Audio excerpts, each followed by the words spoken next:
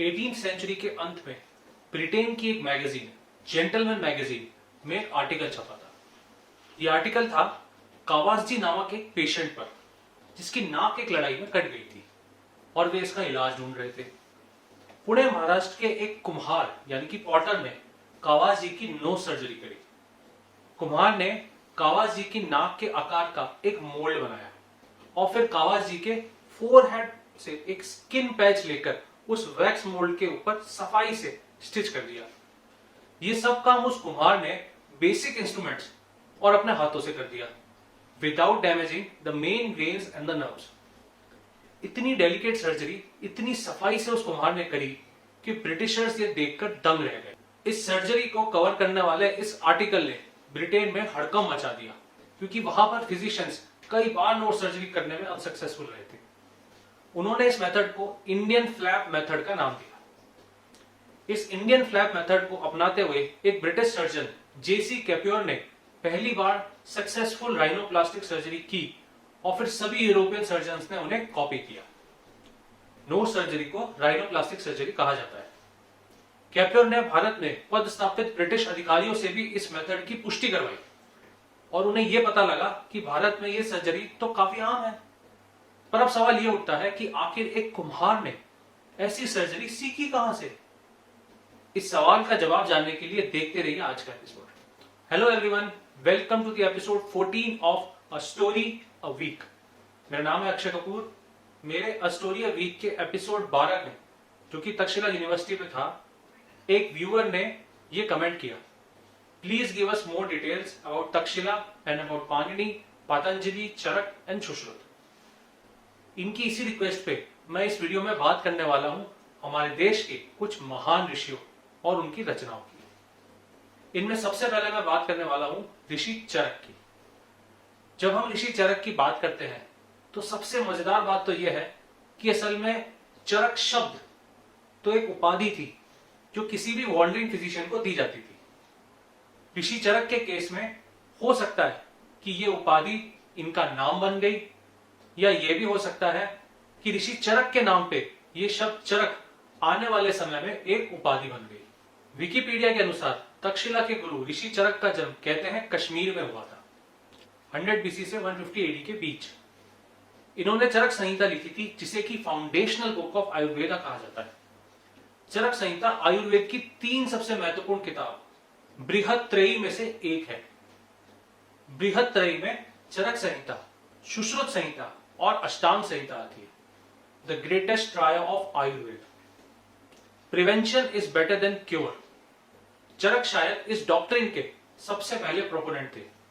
उन्होंने कहा था कि एक फिजिशियन जब तक अपने रोगी के शरीर को अच्छे से नहीं समझ पाएगा तब तक उसका इलाज नहीं कर पाएगा। उसे पहले अच्छे से सभी चीजों को समझना होगा, रोगी का वातावरण, उसकी दिनचर्या, उसकी आदतें और वो सभी चीजें जिससे कि वो रोग प्रभावित होता है। जब वो इन सभी चीजों का अच्छे से अध्ययन करेगा तभी अच्छे से इलाज कर पाएगा। एक रोग को रोकना या उसे न होने देना उस रोग के इलाज करने से भी ज्यादा महत्वपूर्ण है। आपने देखा ही होगा कि इसी सोच पे न सिर्फ आयुर्वेद बल्कि होम्योपैथी भी आधारित है। चरक ने अपने संहिता में शरीर के 3 दोष वात, पित्त और कफ के बारे में बताया था और कहा था कि शरीर में इनका इम्बैलेंस ही रोग पैदा करता है। हर शरीर में इनकी मात्रा अलग अलग होती है, इसलिए हर शरीर का इक्विलिब्रियम भी अलग अलग होता है। चरक ने कहा था कि स्वस्थ रहने के लिए हमें अपने शरीर को बदलती ऋतु और बदलते वातावरण के हिसाब से अलाइन कर लेना चाहिए, तभी हम मानसिक और शारीरिक रूप से स्वस्थ रह पाएंगे। चरक जेनेटिक्स के फंडामेंटल भी जानते थे और उन्होंने तभी कह दिया था कि एक बच्चे का जेनेटिक अंधापन और मेंटल हैंडीकैप उसके माता पिता के अंधे होने या मेंटली हैंडीकैप होने पर निर्भर नहीं करता, बल्कि ओवम और स्पर्म के डिफेक्ट्स की वजह से होता है। आज मेडिकल साइंस भी इस बात को मानती है। चरक संहिता में आयुर्वेद की 8 ब्रांचेस बताई है। काया चिकित्सा यानी कि आयुर्वेदिक इंटरनल मेडिसिन, बाल चिकित्सा यानी कि पीडियाट्रिक्स, भूत विद्या यानी कि ट्रीटमेंट ऑफ डेमोनिक डिसीजेस, ऊर्ध्वंगर चिकित्सा या फिर शल्य तंत्र यानी कि ENT विद ऑप्थेमोलॉजी, शाल्य तंत्र यानी कि आयुर्वेदिक सर्जरी, अगाड़ा तंत्र यानी कि टॉक्सिकोलॉजी, रसायन तंत्र यानी कि रिजुवेनेशन थेरेपी, वजीकरण तंत्र यानी कि एफ्रोडीसियक थेरेपी। अब एक और इंटरेस्टिंग बात, असल में ऋषि चरक की लिखी चरक संहिता भी ऋषि अग्निवेश द्वारा लिखी गई एक मेडिकल एनसाइक्लोपीडिया की रिवाइज्ड कमेंट्री थी। ऋषि अग्निवेश ने यह medical encyclopedia 8th century BC में लिखी थी। ऋषि अग्निवेश के गुरु थे ऋषि अत्रेया पुनर्वासु, जो कि राजा नग्नजीत के फिजिशियन थे। राजा नग्नजीत गांधार प्रदेश के राजा थे और इनका वर्णन महाभारत में भी है। तो ये थी इन सब की हायरार्की तक्षशिला से जुड़ी हुई। ऋषि अत्रेया की टीचिंग्स पे आधारित उनके 6 छात्रों ने आयुर्वेद के 6 स्कूल बनाए थे और 6 संहिता लिखी गई थी। उनके 6 छात्र थे अग्निवेश, भेल, जतुकर्णा, पराशरा, हरित और शर्वाणी। इनमें से अग्निवेश की संहिता सबसे प्रचलित हुई, जिस पर आगे चलकर ऋषि चरक ने चरक संहिता लिखी। अब बात करते हैं आयुर्वेद से जुड़े एक और महान ऋषि की, ऋषि सुश्रुत। सुश्रुत का संस्कृत में अर्थ होता है वेल हर्ड। ऋषि सुश्रुत ने लिखी थी सुश्रुत संहिता, जिसे कि बृहत तृतीया के तहत फाउंडेशनल बुक्स ऑफ आयुर्वेद में माना जाता है। मगर इस किताब की पॉपुलैरिटी इसमें दिए गए एक चैप्टर से हो गई, जो कि सर्जरी पे है।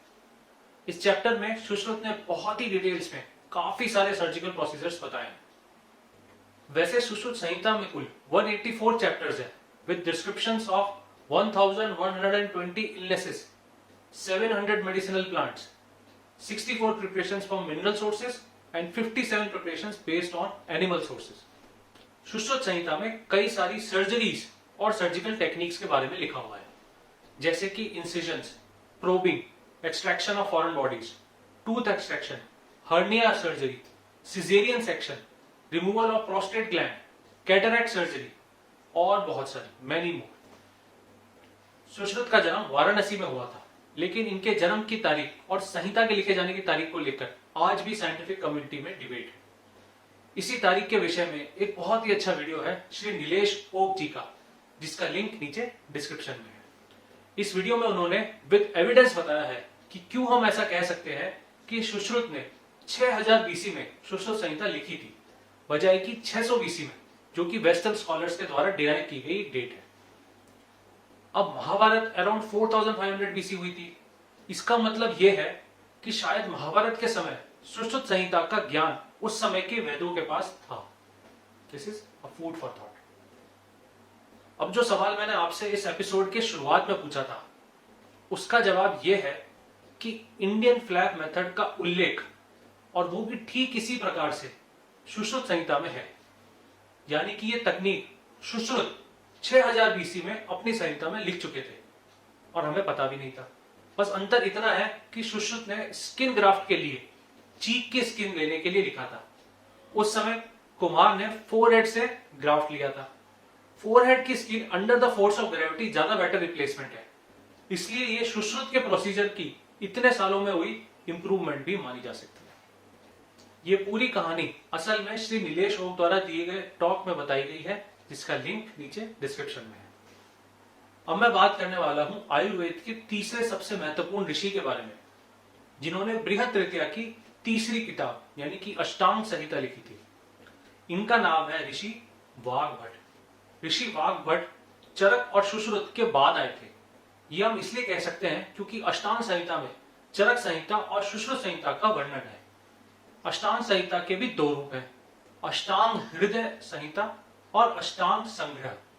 अष्टांग संग्रह एक कंसाइज किताब है, जिसकी पूरी मैन्युस्क्रिप्ट भी आज तक नहीं मिल पाई है। अष्टांग हृदय संहिता ही असली प्रचलित किताब है, जो कि पोएटिक लैंग्वेज में लिखी गई किताब है। इस किताब में 7120 श्लोक है आयुर्वेद पे। अष्टांग का अर्थ होता है 8, और ये किताब आयुर्वेद के 8 कंपोनेंट्स के बारे में डिटेल में बताती है। जी हाँ, वही 8 कंपोनेंट्स जो मैंने आपको पहले बताए थे। इस किताब में पंचकर्म के बारे में भी डिटेल में बताया गया है।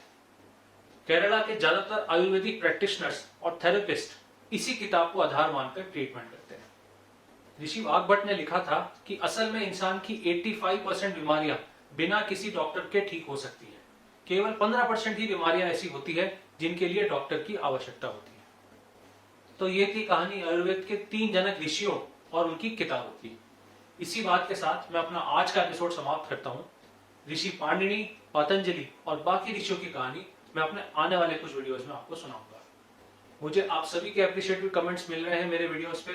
Thank you so much. In videos को बनाने में बहुत रिसर्च लगती है और बहुत टाइम भी लगता है, but I love doing this because you guys are liking it. And once again thank you. Please ऐसे ही कमेंट्स करते रहिए और मुझे मेरे वीडियोस के बारे में बताते रहिए। अगर आप भी चाहते हो कि मैं किसी खास इंसान या किसी खास चीज पे वीडियो बनाऊं या कोई और टॉपिक जो आप मुझे देना चाहते हैं जिस पर मैं वीडियो बनाऊं, तो प्लीज नीचे कमेंट्स में लिख सकते हैं।